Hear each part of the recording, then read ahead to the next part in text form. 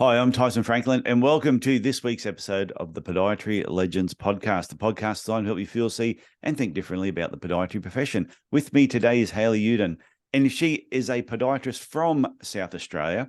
Has quite a unique career because she has been an academic, also owns a private podiatry practice, and is now working for the APOD. So she has been on the dark side, the bright side, the grey side. You've been on every side of podiatry. So welcome to the podcast. Thank you. Thank you for having me, Tyson. I think you're one of the first people I've had on that has actually worn all those different hats. Yeah, it's funny when I was reflecting to think that I have worn so many hats, and I was trying to think about today and was thinking, I don't think I planned for any of them. Yeah. There wasn't a great amount of planning that went into my career path as such to date, but yeah, I have spanned quite a few different roles. What made you, did you think you were going to be an academic when you were going through No, uni? No? nope, How nope. did that happen? So I finished at UniSA in 2004, Yeah. and my only goal at that stage was private practice. So listening to this podcast, I had a similar experience to many other podiatrists you've had on here. I had needed a podiatrist when I was a teenager, had foot pain on and off over the years, and had been to see a podiatrist.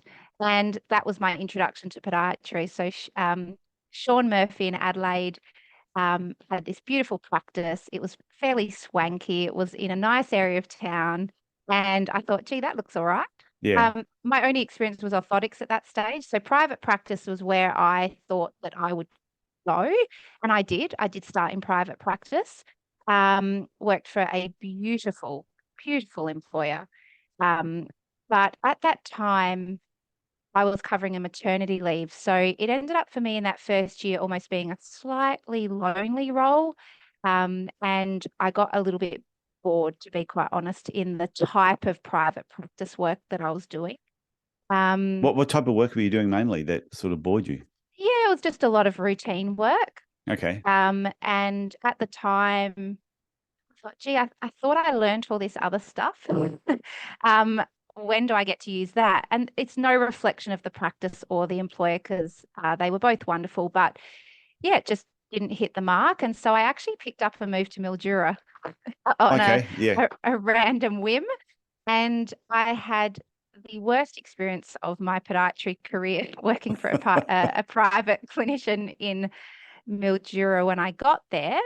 But, I say to my students now, Tyson, as you would too, you don't appreciate how good things can be until you've had a really terrible experience. So, it was all character building. Didn't think so at the time. I was quite devastated, but it opened the door to a fabulous job that I took in community health, Can I ask fundraising you a community question for a health. sec Go before for we it. get on that?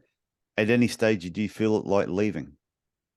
Then I was devastated, ready to, Yeah.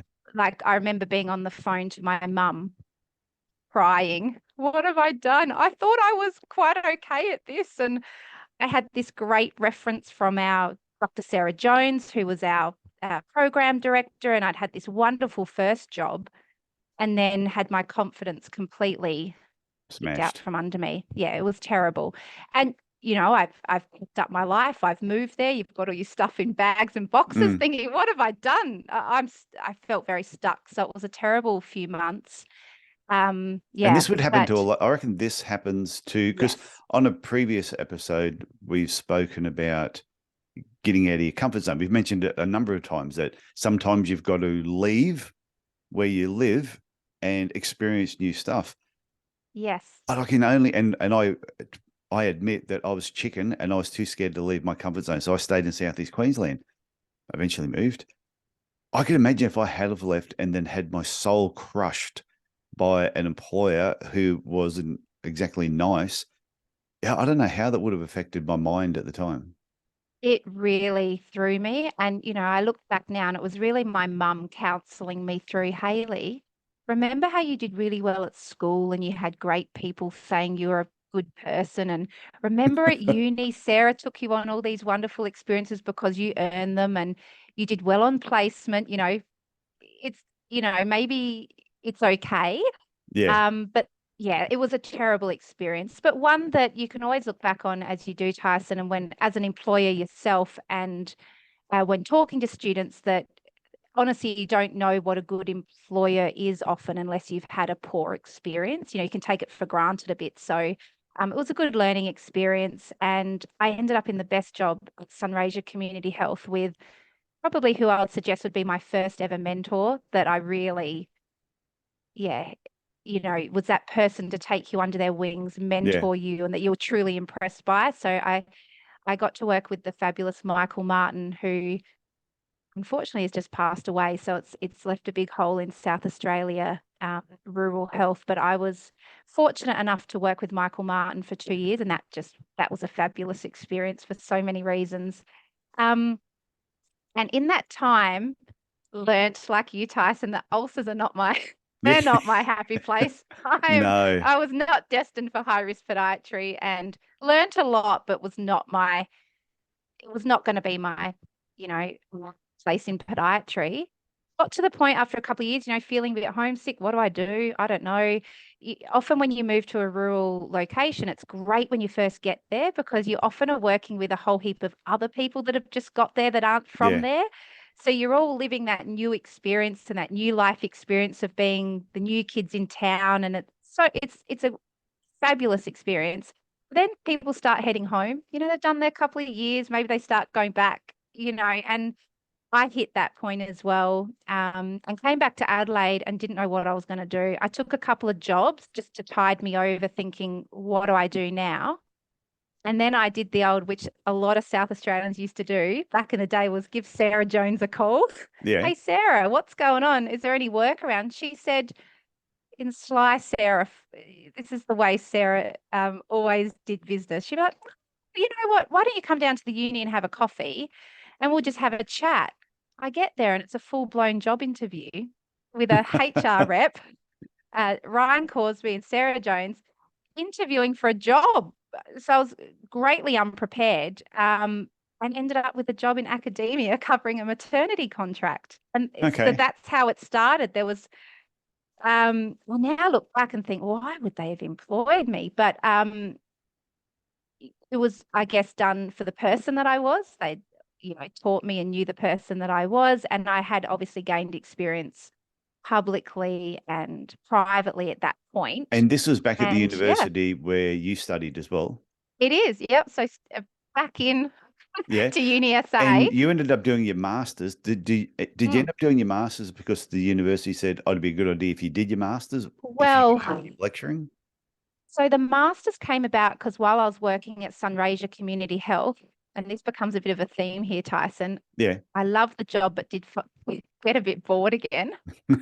And public sector of 30-minute appointments, maybe longer. I was always a bit too efficient with my time. And I did find I did have too much time on my hands a little bit. So I started studying again. So I enrolled into which used to be on offer, clinical masters. They don't offer them anymore, obviously. And that was great. So I started studying between patients and just to fill my brain and keep moving.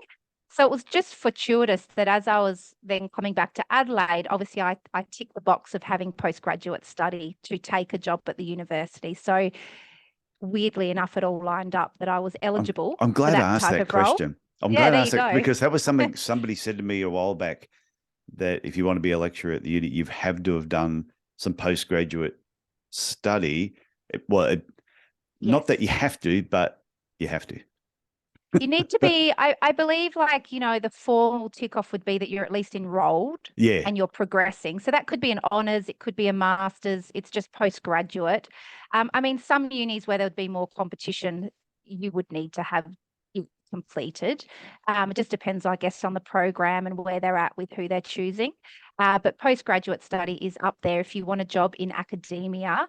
To be a tutor or a in more of the clinical roles, which are more contract based, it's typically not the case. But to be employed as a level A, B, academic, or C, you would need postgraduate.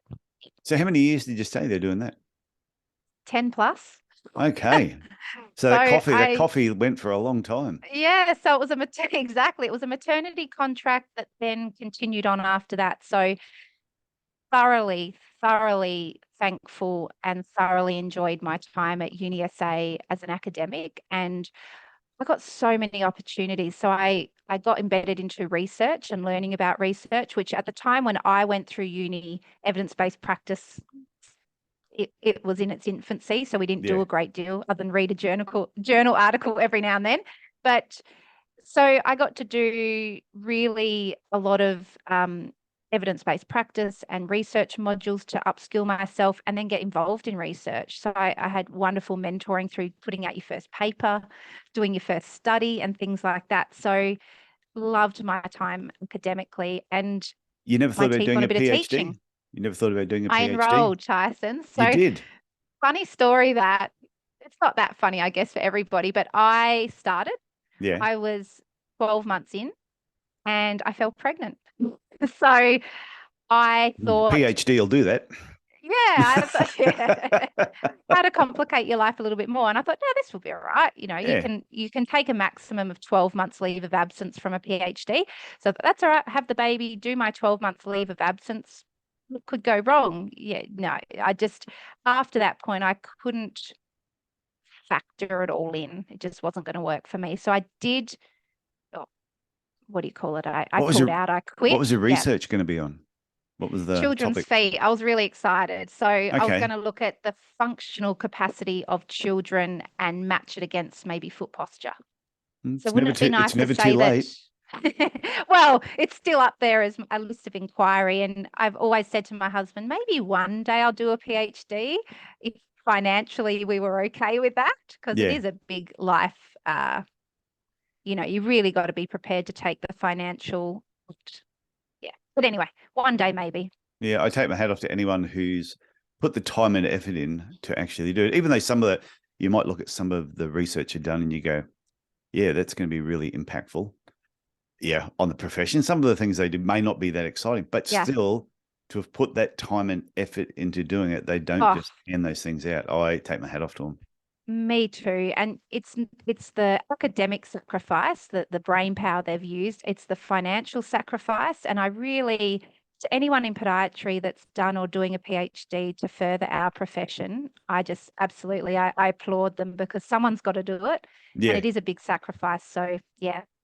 But one thing I think is interesting, and a lot of people don't talk about this, but I like to be a bit controversial every now and then. Yes. Is I actually think there's people that, some people, they'll graduate, do podiatry, might work for somebody else. I want to have my own business. So they put the next 5 to 10 years into setting up their own business. I think some people that do PhDs, though, they are almost their own business by doing the PhD. They put 5 to 10 years into their research, get the PhD, and then that is their gravy train afterwards. Absolutely. So they become the business. The PhD is the business. That's what opens the doors. So I think sometimes people think, oh, no, they're an academic, I'm a business person. No, some of those academics with a PhD, they are really switched on and know how to make money from it. Absolutely. And look, we need the research. We need the backing of, is what we do, does what we do equal X, Y, and Z. Yeah. And we know that that can have financial implications. It might have insurance implications one day on how we're funded. So it needs to exist. So I'm like you. I absolutely take my hat off to those that do it, because we need it, and it's not for everybody. Yeah. And those that cash in from it, I think good on you. You've put the time and effort in. Oh. And it's also interesting too when some of them do research and they prove something didn't work. Absolutely. It's I think that's just as important. Oh, what was I remember when God, why can't I think of his name, of course, right now? Oh, when the paper came out that showed at that time, and in that research, it was one of the first ones that showed customized and prefab. There was no difference between the two. And I remember it being presented at a conference and everyone, arms in air. This can't be, this can't be true. But, it was pure research and it was a robust study. Carl Landorf, it was one of his first papers that was thought of as quite controversial. I remember being at that conference thinking, why is everyone so upset? It's just research, but yeah. And it's one of the things. I had a podiatrist working for me, Paul Barrett. He was an Irish podiatrist. So if he's listening to this, hello, Paul. I haven't spoken to Paul in 20-something years. But I remember, I'm pretty sure he said that he did his research and it was on orthotics and knee disorder, knee pain, or something like that.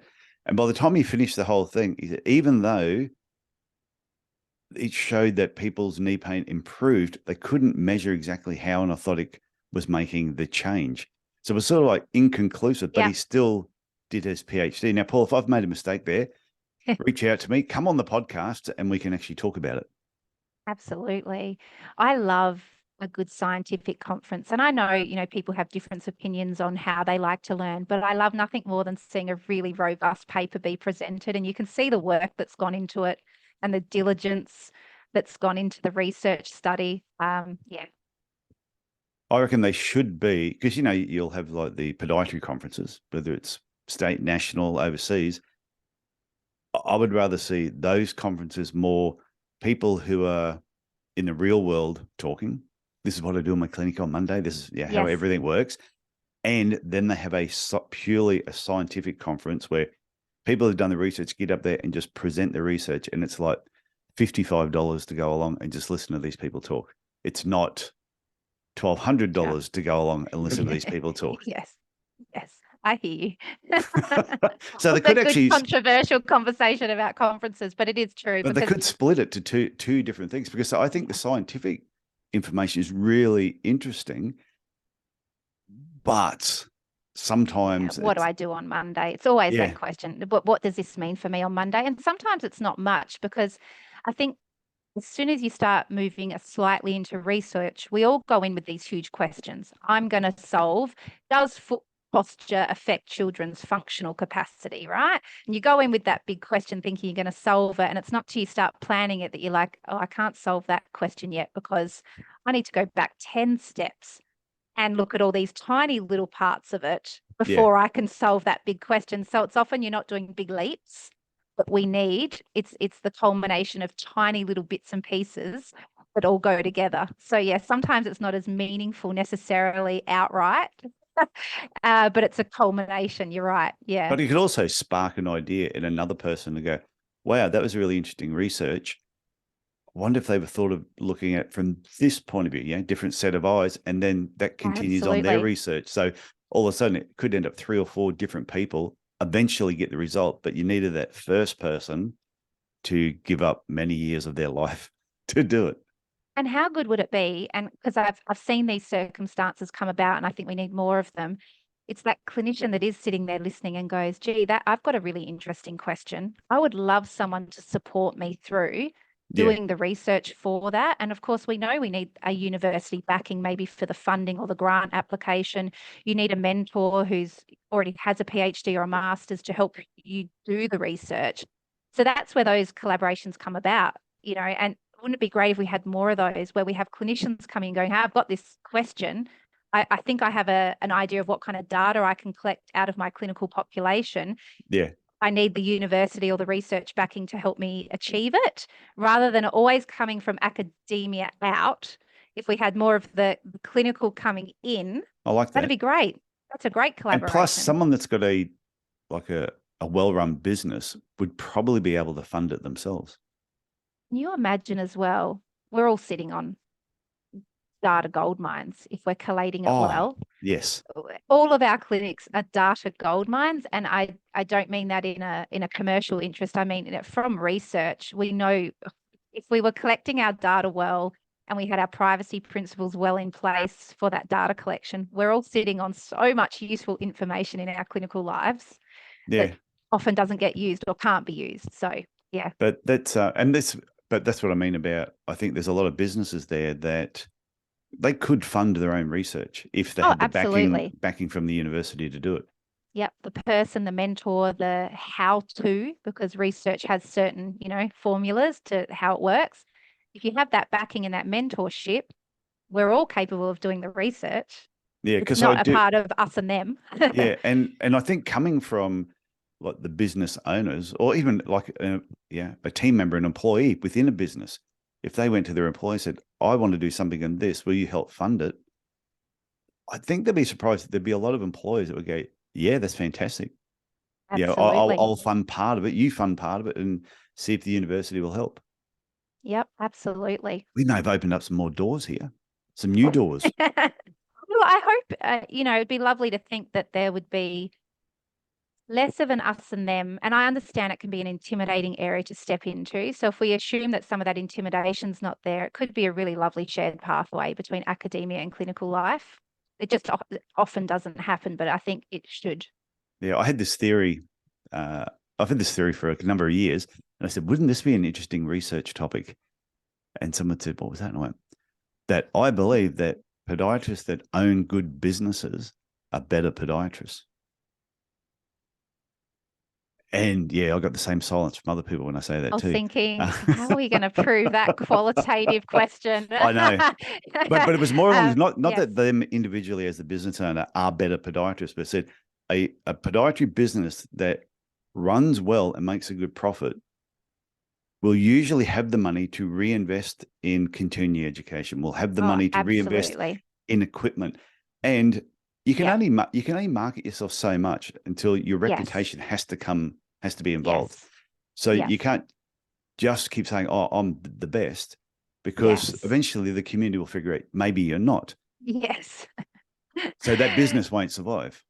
Yes, absolutely. And, investing back your knowledge, investing back as well, even just if we take finance aside, all that knowledge sitting in our clinics is impressive knowledge that should be invested back into our profession as well. Whether that comes back in via research or through mentorship and experience, it's gold. So you also you have a special interest or in pediatric podiatry. How did that come about? Yeah, so interestingly enough, when I started the job at the uni, one of the roles that I needed to take on was teaching the pediatrics course. Okay. And in part of my resume that they thought that was the most aligned with that was that I'd actually had the opportunity whilst at Sunraysia Community Health. I'd done a fair bit of outreach for pediatric work. And so just because it was part of the job, it wasn't targeted to me for any other reason. And so they were impressed by that experience. And so that fell under my wing to look after that course. At the time, the course was being taught, I think a lot of unis where it was just being taught as like a 2-day block teaching. Yeah. Here's all your PEDS knowledge in 2 days. So there wasn't really a great organization and function around it. So I got to redevelop the course into a standalone 4.5 unit pediatrics course. So being involved in the writing and the creation of that, and I still didn't even realize what was going on, to be quite honest, about how valuable that was. It meant that I was learning again, Tyson. To teach something, you got to learn it well first. So in writing the course, I was upskilling myself in pediatrics, and it just kept going from there. Then I got given the opportunity when the APOD at the time was setting up the clinical pathways program. I was involved in the pediatric part of that with, the wonderful Kylie Williams and Alicia James and Jason McClellan, and Angela Evans was there too. So we had this, I was being part of this group putting together a clinical pathways pediatric program. And so then going through that clinical pathway program, being a credentialed pediatric podiatrist, it just opened up a whole new world of working. Quickly learned I'd always loved working with children. It's just I'd never focused on it. So then my clinical life became much more pediatric focused. So the entire time as well, like a lot of other people, I think, in academia, I was also working clinically where I could. So I was always maintaining 1 to 2 sessions a week of clinical load in all sorts of different locations. And then I took on a role at a clinic in Adelaide called Adelaide Pediatrics, which was a large multidisciplinary clinic run by pediatricians, and I was the first podiatrist to come on board with them. So I got to just see children. And so it was the culmination of all of the above that really got me working solely in pediatrics at the time and loving it, and really realized that was my happy place. Ulcers, no. Children's feet, yes. So when did you start the podiatry place, which is your business? So we're into our 5th year now. So I did hit a point in academia that I'd hit my glass ceiling, Tyson. So without a PhD, which I had left for, family reasons. Yeah. In academia, I couldn't go any further than being a level A. So I'd hit my glass ceiling, and a little bit of word from my husband and my age. He's like, well, is this it? This is all you're ever going to earn.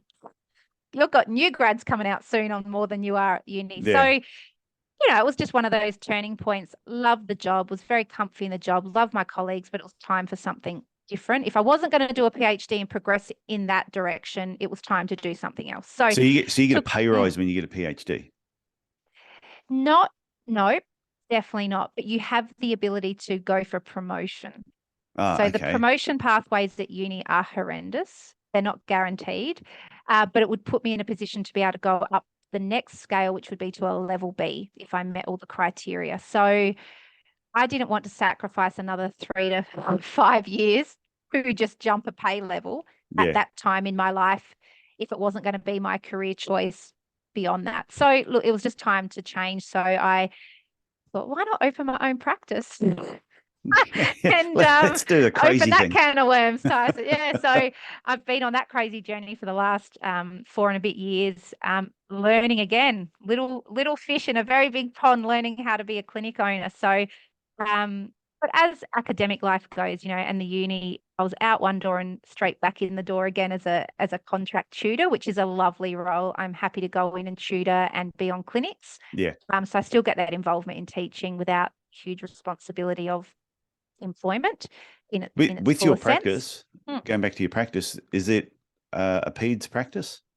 Yeah, so naturally, because of my experience and my, I guess you call it a reputation at that point in time, attracted a lot of pediatric clients, and a lot followed me from other places that I'd worked over time. So I predominantly was seeing a lot of families and children, but also, Tyson, like private practice means, I'll be a bit facetious, it's heel pain and first MPJ pain again. So I had to jump back into my world of, oh my God, that's right, it's bunion heel pain central again. So, getting my head around that side of the world that I'd sort of dropped for a while because I was focused on peds took a bit of a learning curve. Yeah. Don't you like it when I used to, you'd have a young boy who'd come in about 12 around March, April. He'd walk in with his dad and I'd go, before you even say anything, let me guess. You've got heel pain. You limp when you get out of bed in the mornings. I know. And you play soccer. And they go, oh, Dad, he's good. Okay. I know. I love that magic trick. I said that in a webinar a little while back. I said, I love to pretend that I've got magic capabilities. And often I would write down Calcanula poplicitis, put it on a piece of paper and turn it upside down on the table. I said, if I get my prediction right, I've written down here, I think what's wrong with you. Now tell me what's going on. And then at the end, turn it over, for a bit of dramatic effect. Look, I diagnosed you before you even walked in. Because, it is a lot of pediatric work, obviously, in that age group will possibly end up in that diagnosis. Yeah. But I was tend to see an extraordinary amount of toddlers, and they're my favorite. I really love the under 5 age group the best, possibly. So exorbitant amount of, nothing too extraordinary, a lot of foot posture, leg posture checks from families. Is this right? Is what's going on here right? A lot of concerned parents. A lot of typical presentations. But of course, knowing what is typical and knowing that well within the evidence is a huge part of pediatrics. So I love working with toddlers. They're my absolute favorites. So I got to do a lot of work, which I loved. I love nothing more than pediatric work. I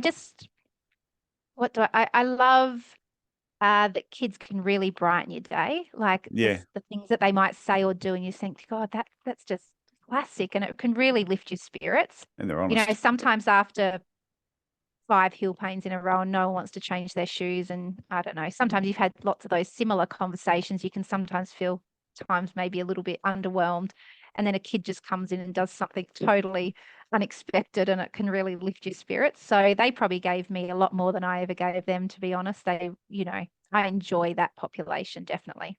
So the podiatry place, is it like 80% pediatrics, or is it just like 20% pediatrics because that's just something that you like doing?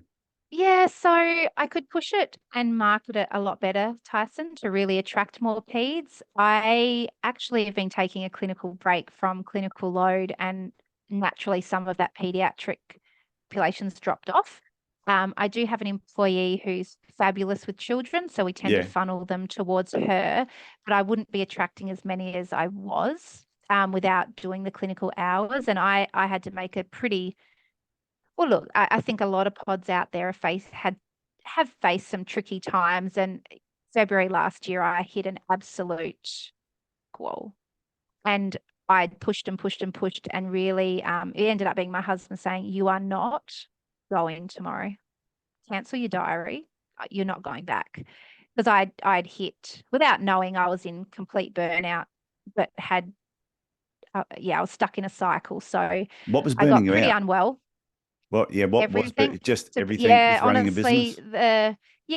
I'm a chronic people pleaser as well, Tyson. So for me as a practitioner, I don't have very good boundaries, and that doesn't help. So yeah, I just pushed myself way too far, taking on way too much on my own shoulders, and was for the first time in my life experiencing symptoms that I assume are anxiety at the time, Yeah. which I'd never felt before. So everything was just overwhelming. The business was overwhelming. COVID had been overwhelming. Um, Keeping up what I thought, this was what was in my mind at the time, was um, everyone's expectations, to your KPIs as well, like patient to come back, and, just selling yourself was exhausting. I didn't, as I said, I wasn't keeping very good boundaries in work life either. I have 3 children. I had a sick husband at the time. Everything had just become too much. So I did take a step back from my clinical load just to recuperate. But it was one of those times, when you finally stop, you really stop. Like I stopped and couldn't get back up. So, I fell in a pretty big hole there. But, starting a business from scratch, really proud of what we achieved, but it's a big deal. It's a lot of work.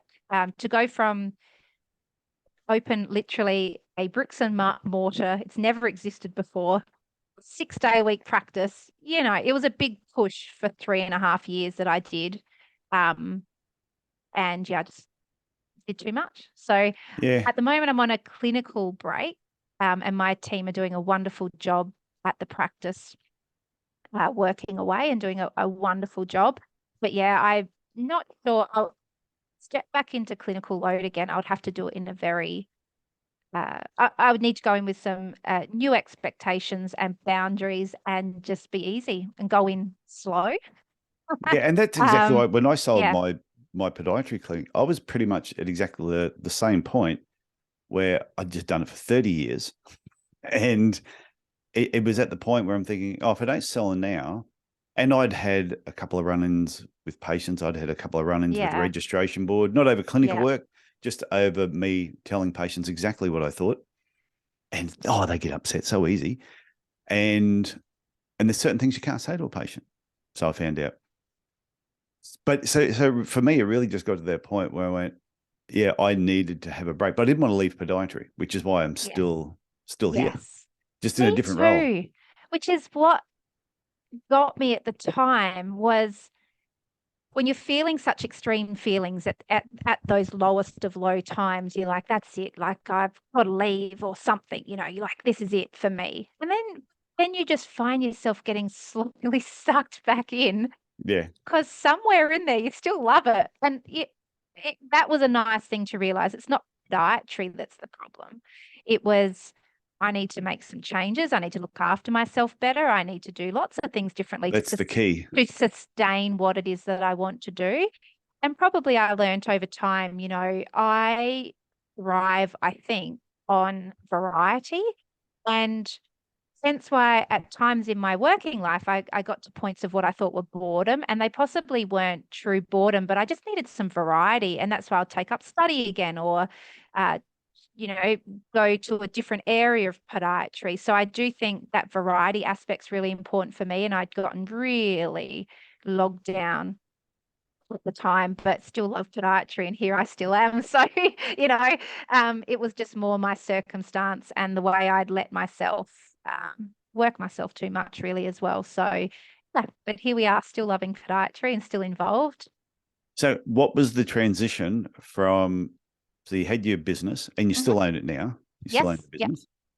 So you did you take a certain amount of time off where you just went, I'm just managing it from afar. I'm not going to get dragged into it? Yeah, absolutely. Managing it from afar for the first instance, just to really, you know, feel like I was human again. Yeah. And then uh, at the moment, doing what I need to do. I also have fabulous support, so definitely not doing all of that on my own. We have great front of house support, etc. So we've got a great accounting team, and so all of those services are very much being looked after with people who know what they're doing very well. So blessed with that support, and then got an opportunity for a job at the A Pod A, and thought this would be a nice change of pace to go from clinical life to potentially working from home in Yeah. a different scale of work. Oh yeah, I'm ready for that. And I love podiatry. So to be involved in a national direction for for podiatry, working for podiatrists really appealed to me.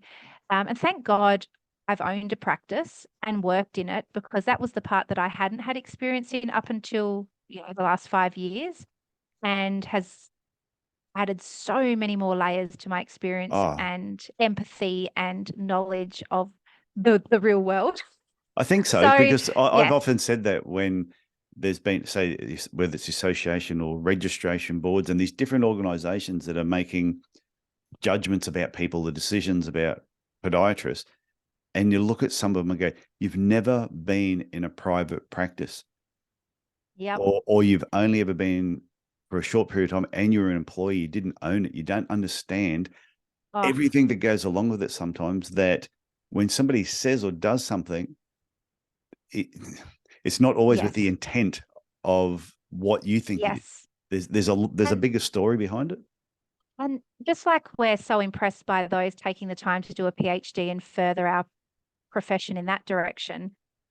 Oh, the uh the love I feel, I guess love is a strong word, but it is love, respect, and empathy I feel for all the business owners out there Yeah. who, without which we don't have jobs, and for whom who are personally sacrificing, potentially sacrificing their health, which isn't ideal, but they're really putting it in to maintain small businesses, medium-sized businesses as well, who are podiatrists, who are taking on our new grads, who are putting in the hard yards to stay open during COVIDs and etc.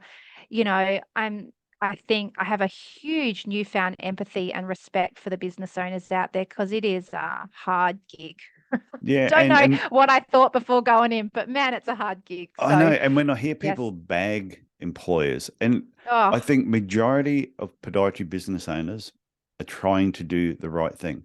And they may not be absolutely. the best employer because they may not have employed a lot of people, and they're Yeah. learning on the job the same way. But I think majority of business owners, only a small minority that I think are still stuck in the mud, old school thinking, Yes. just, oh, this is, you've got to do the hard yards. This is what happened to Yes. me. Therefore, I'm going to do it to you, which I don't think there's any excuse for that anymore. But Yes. I think what some employees don't understand is when something goes wrong at the clinic. Yes, I've been at my clinic at 3 o'clock in the morning fixing a Yes. pipe that broke. I've been Yes. there. I remember one particular time I worked, I think it was 24 hours straight making orthotics because something had happened and we got behind. So Yep. I got up at 6 o'clock one morning and said, I'm going to start making orthotics today, because we were doing them all by hand then. Yep. Yep. Yep. And I worked from 6 a.m. like on a Wednesday morning, and I worked 24 hours straight through to 6 a.m. on the Thursday morning. Went in, had a shower, came out, and all of a sudden my employee rings my house and says, I'm not feeling very well today. I Oh, can't come in. yep. And I won't say what I said. Yes. And I wasn't the employee. It was the employee's girlfriend rang me to say that Yeah. he was Yeah. too sick. And so I had my shower, had something to eat, and I went into the clinic and I did the 8 hour day and Yeah. hadn't slept in 2 days. Yeah. And that's what some employees don't see. That's It's what the employer is hard. prepared to do to keep the Exactly. business going. I mean, I didn't take an income from the business in those early days, definitely. We weren't taking anything out of the business for an exorbitant amount of time. Yeah. Did get some assistance with accounting and that, and there possibly could have been a way to take some a bit earlier, but it just wasn't part of the deal. You know, you're slogging away and thinking, I'm not even getting paid for this, if you look at it from that perspective. But it's a hard game. And, you know, for everyone that, you know, and COVID, I mean, you know, we're sick of hearing about it, but, you know, you really did take one on the chin and pay your employees over yourself. And, you know, when you get that text, you know, when we talk about what pushed me over the edge, Tyson, you know, um, at that time was my favorite patients, you know, the ones that you just thought you had the best rapport with. You Yeah. knew everything about them and vice versa. She rang me one day and said, we're moving to a podiatrist down the road that's cheaper. Well, I couldn't get off the phone call quick enough because I couldn't work out if I was going to cry Yeah. or rage. It was like that last straw. It killed me. And all I could think of was, I've given you everything and you're like leaving for someone cheaper, you know. And my husband was like, you need to stop working because that's actually that's a normal occurrence in workplaces. Mm. You're not coping well with it. Like your response is not ideal. I think you need a break. And it was that if I get one more 7 a.m. message to say that I can't come to work today because I'm sick, think I'm going to lose the plot. Like I just can't take that level of anxiety and stress anymore. Like it really tipped me over the edge because that's what employers do. And I watched them all out there working so hard and doing the right thing by their employees. And it's a really hard gig. So I'm really thankful for the experience because you know, if I look at some skills that I can bring forward in a role, like with the APOD A, I wouldn't uh, have I wouldn't be as useful Yeah. without this experience. So I'm very grateful for being a business owner, if only for the experience it's provided me and the new level of empathy I have Yeah. I think it's for great. And business it was owners. on episode 252, just a recent episode. And Dr. Barty was talking about the 10 podiatry T's. And one of them was, you know, basically taking time out for yourself, looking after yourself. And I think as Yes. business, when it really struck home to me about taking time off was, I think it was 2012. So I'd had a clinic then to, you know, like for 20 years. It's the Yes. first time after 20 years, I took a 3-week holiday because I just didn't think I needed it. And when I took that 3-week holiday, all of a sudden I went, wow, the clinic didn't burn down. Yes. Everything ran fine. So from that point onwards, I just kept taking more holidays, taking time off, work for a couple of months, take a week off, go and sit on the beach on an island somewhere. And even Yeah. though you think, oh, I can't afford to do that, I think sometimes you can't afford not to do that.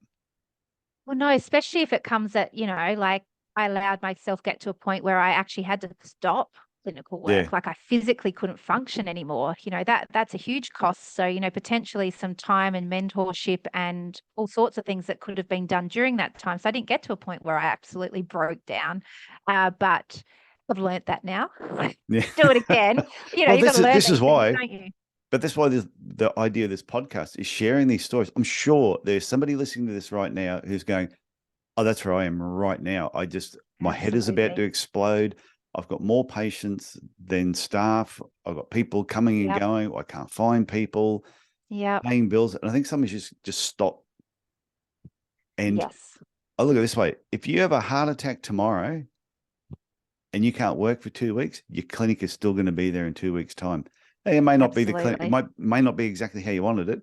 So if you're forced to take time off because of health problems, just take the time off now while you're choosing to do it.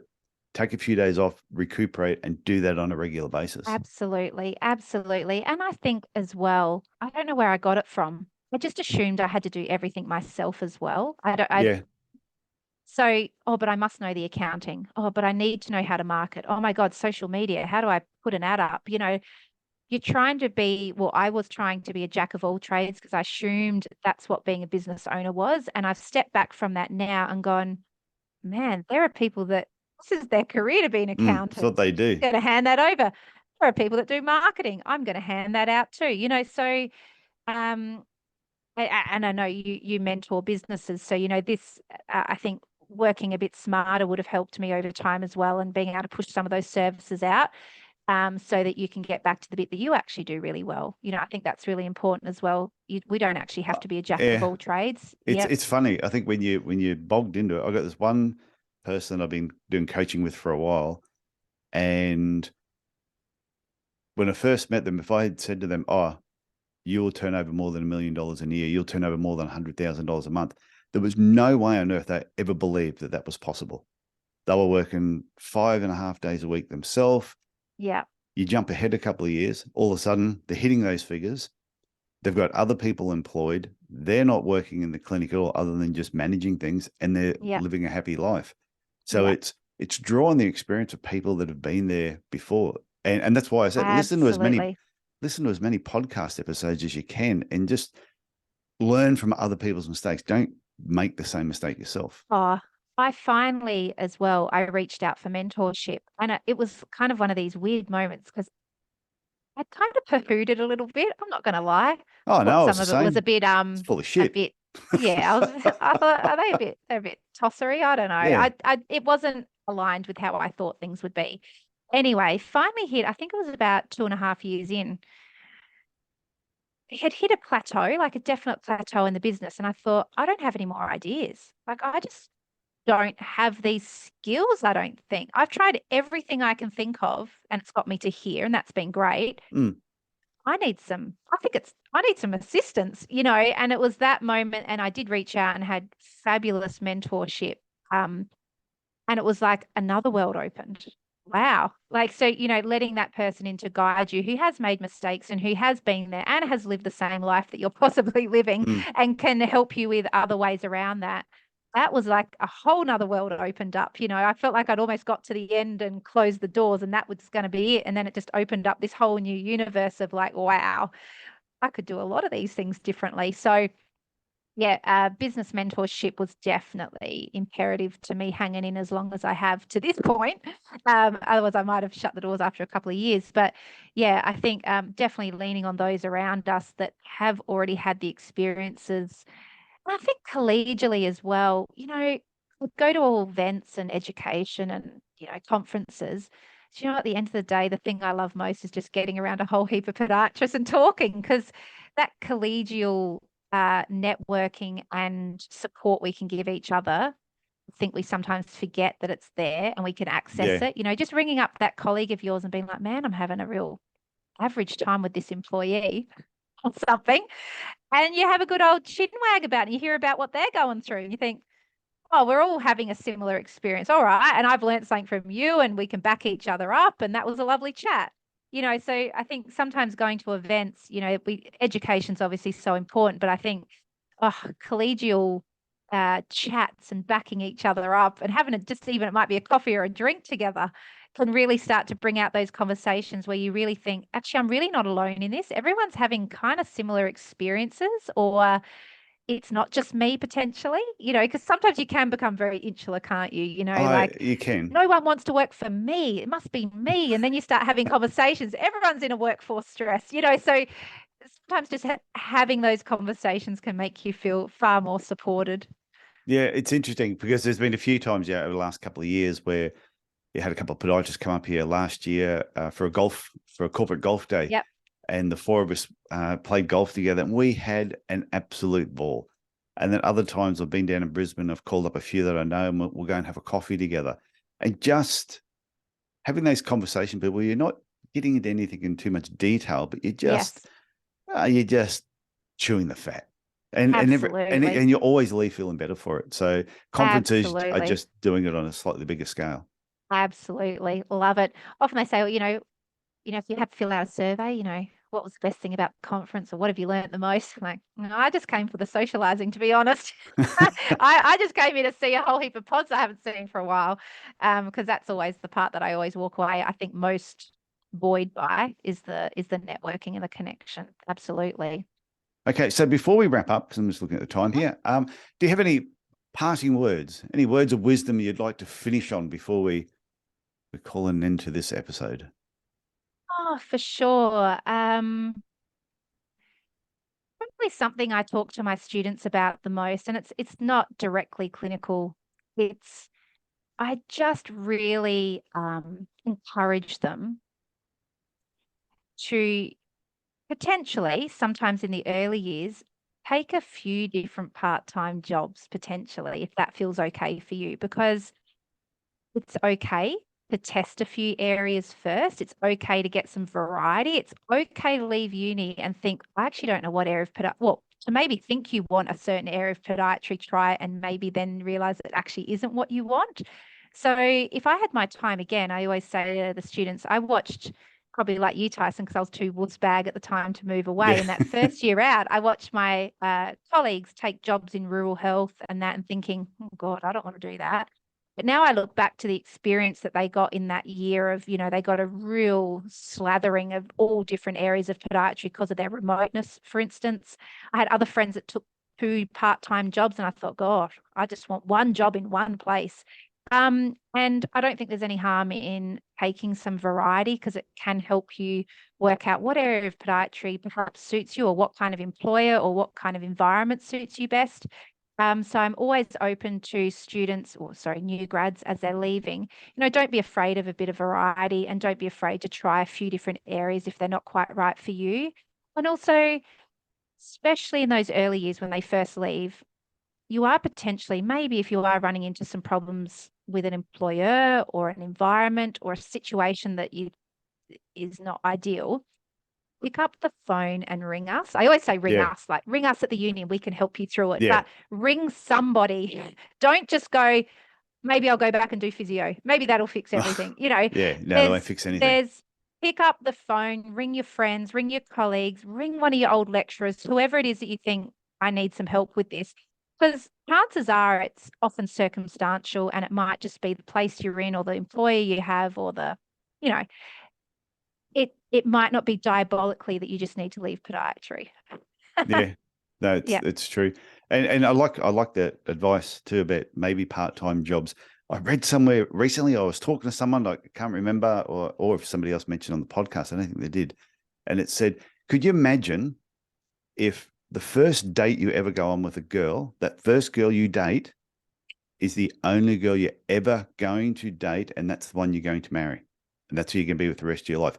Would you take your time before you chose who you took on that first date? And the answer would be absolutely. You would really be just checking everything out. And I think that's how you got to look at the job that you take sometimes is, don't just take the first job that comes up. Is actually think about it a little bit more. Do these jobs suit what you want to do? Talk to the employers and make sure there's a good fit. Because I think if you can get that good fit right from the start, you got more chance of having a happier experience, and then you're going to pass on those happy vibes to the next generation that actually comes through. Absolutely. And I think I've heard a few podiatrists on here chat about it as well. We've all had some pretty disastrous situations from time to time, and it could be employer related or etc. And they're terrible at the time, but eventually, you use those as road bumps to know where you potentially don't want to go again. So it's not the end of the world to have a bad experience. It's not ideal, but there are possibilities of better opportunities after that. So, trying different areas of podiatry or workplace arrangements, I think, is really a good thing to find where you're happiest and what kind of work you like. So, yeah. I agree. So, Hayley, I want to thank you for coming on the Podiatry Legends podcast, sharing part of your story, some of your words of wisdom, and I'll talk to you again very soon. Sounds good. Thanks for having me.